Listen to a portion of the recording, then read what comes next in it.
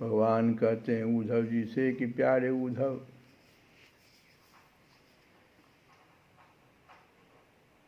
कर्मयोगी जो है केवल कर्म की ओर उसका कोई फल है तो इंद्रियों की तृप्ति, उनके पास साधना है तो केवल कर्म,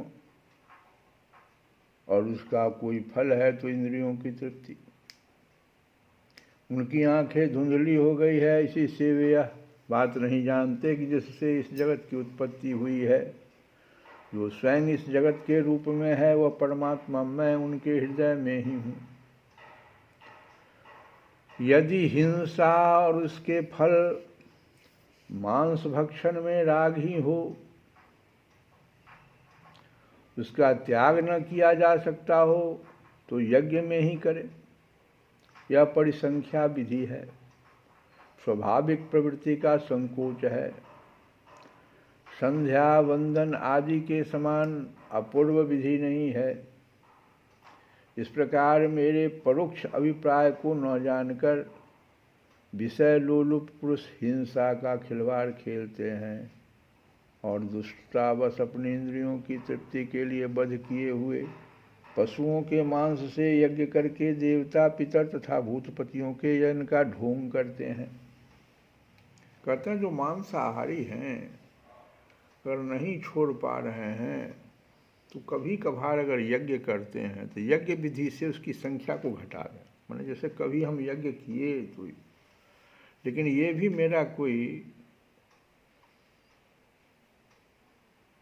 मेरा इस विषय में मेरा अभिप्राय लोग समझते नहीं। हम तो कहते हैं छोड़ने के लिए।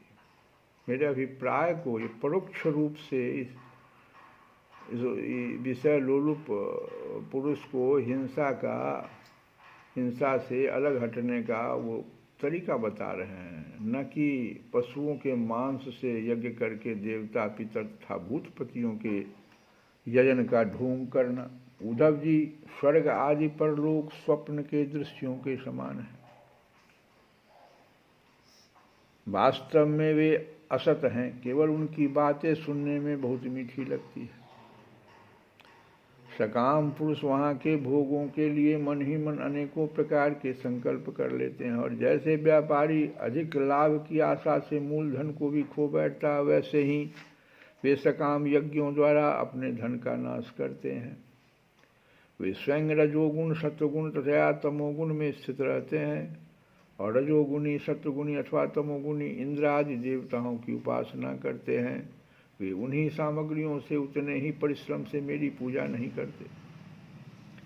वे जब इस प्रकार की पुष्पिता वाणी रंग बिरंगी मीठी मीठी बातें सुनते हैं कि हम लोग इस लोक में यज्ञों के द्वारा देवताओं का यजन करके स्वर्ग में जाएंगे और वहाँ दिव्य आनंद भोगेंगे, उसके बाद जब फिर हमारा जन्म होगा तब हम बड़े कुलीन परिवार में पैदा होंगे, हमारे बड़े बड़े महल होंगे और हमारा कुटुंब बहुत सुखी और बहुत बड़ा होगा। ये सब जो है ना, ये स्वप्न में मीठी मीठी बात हुई। तब उनका चित्त क्षुब्ध हो जाता है और उन हेकड़ी जताने वाले घमंडियों को मेरे संबंध की बातचीत भी अच्छी नहीं लगती। उद्धव जी, वेदों में 3 कांड हैं, कर्म, उपासना और ज्ञान। इन तीनों कांडों के द्वारा प्रतिपादित विषय है ब्रह्म और आत्मा की एकता। भले ही कांड 3 हैं लेकिन विषय एक ही है, ब्रह्म और आत्मा की एकता। सभी मंत्र और मंत्र दृष्टा ऋषि इस विषय को खोलकर नहीं गुप्त भाव से बतलाते हैं, और मुझे भी इस बात को गुप्त रूप से कहना ही अभिष्ट है, क्योंकि सब लोग इसके अधिकारी नहीं हैं। अंतःकरण शुद्ध होने पर ही यह बात समझ में आती है। वेदों का नाम है शब्द ब्रह्म। वे मेरी मूर्ति हैं, इसी से उनका रहस्य समझना अत्यंत कठिन है। वह शब्द ब्रह्म परा, पश्यंती और मध्यमा वाणी के रूप में प्राण, मन और इंद्रियमय है। समुद्र के समान सीमा रहित और गहरा है, उसकी था लगाना अत्यंत कठिन है। इसी से जैमिनी आदि बड़े बड़े विद्वान भी उसके तात्पर्य का ठीक ठीक निर्णय नहीं कर पाते। उद्धव, मैं अनंत शक्ति संपन्न एवं स्वयं अनंत ब्रह्म हूँ। मैंने ही वेदवाणी का विस्तार किया है। जैसे कमलनाल में पतला सा सूत होता है, वैसे ही वह वेदवाणी प्राणियों के अंतःकरण में अनाहत नाद के रूप में प्रकट होती है। भगवान हिरण्यगर्भ स्वयं वेद मूर्ति एवं अमृतमय है। उनकी उपाधि है प्राण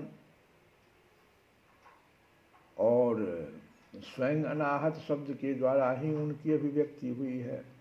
जैसे मकड़ी अपने हृदय से मुख द्वारा ज्यादा उगलती है और फिर निगल देती है, वैसे ही वे स्पर्श आदि वर्णों का संकल्प करने वाले मन रूप निमित्त कारण के द्वारा हृदयाकाश से अनंत अपार अनेकों मार्गों वाली वैखरी रूप वेदवाणी को स्वयं ही प्रकट करते हैं और फिर उसे अपने में लीन कर लेते हैं। वह वाणी हृदयगत सूक्ष्म ओंकार के द्वारा अभिव्यक्त अस्पर्श क से लेकर म तक ये 25 हुए और स्वर अ से लेकर औ तक 9, उष्मा तालव्य स्व प दंत स्वर ह और अंतस्थ य र ल व इन वर्णों से विभूषित है। उसमें ऐसे छंद हैं जिनमें उत्तरोत्तर 4-4 वर्ण बढ़ते जाते हैं और उनके द्वारा विचित्र भाषा के रूप में वह विस्तृत हुई है।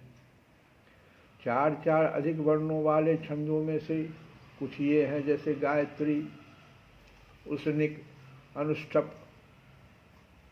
बृहति, पंक्ति, त्रिष्टुप, जगति, अतिछंद, अत्यष्टि, अतिजगति और विराट।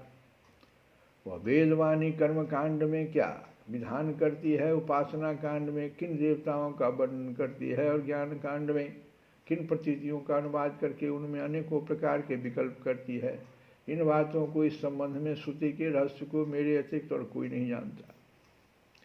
मैं तुम्हें स्पष्ट बतला देता हूँ। सभी श्रुतियाँ कर्मकांड में मेरा ही विधान करती है। उपासना कांड में उपास्य देवताओं के रूप में वे मेरा ही वर्णन करती है और ज्ञान कांड में आकाश आदि रूप से मुझ में ही अन्य वस्तुओं का आरोप करके उनका निषेध कर देती है।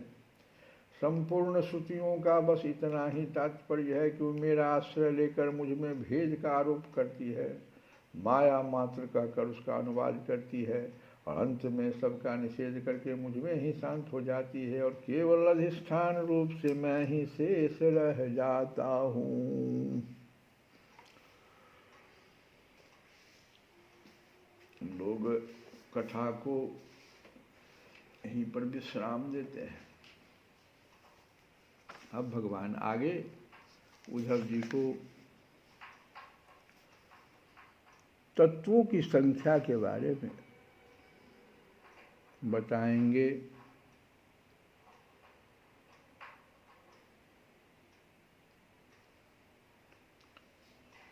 छुप छुप आए श्याम,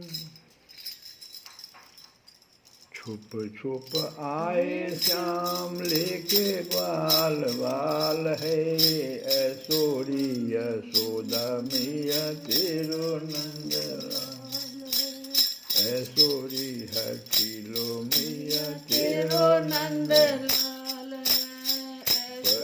हठीलो मैया तेरो नंद लाल, बालवा संग लेके घर मेरे आ गए, माखन को खाए मेरी मटकी गिरा गए, अंगूठा दिखावे चाल टेढ़ी टेढ़ी चाल है, ऐसोरी यशोदा मैया तेरो नंद लाल है, ऐसोरी यशोदा मैया तेरो नंद लाल है। तो छुप छुप आए श्याम लेके ग्वाल बाल है, ऐसोरी हठीलो मैया तेरो नंद लाल है, ऐसोरी हठीलो मैया तेरो नंद लाल है। छोरी यशोदा श्याम तेरो बरोरारी है, डगर चलत मेरी गागर फोड़े डारी है। फिर भी दिखावे मोहे आंखें लाल लाल है, छोरी हठील मैया तेरो नंद लाल है, छोरी हठील मैया तेरो नंद लाल है।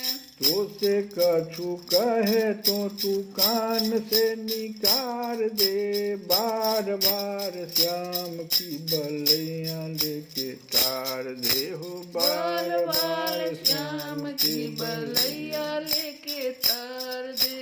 द्वार पे पुकारे खड़े सभी गोप ग्वाल है, छोरी यशोदा मैया तेरो नंद लाल है, छोरी हठीलो मैया तेरो नंद लाल है। बोलियो यशोदा मोते कीमत धराए ले, एक एक गागर की 100 तू मांग ले हो, 100 तू भराए ले हो, 100 तू मांग ले।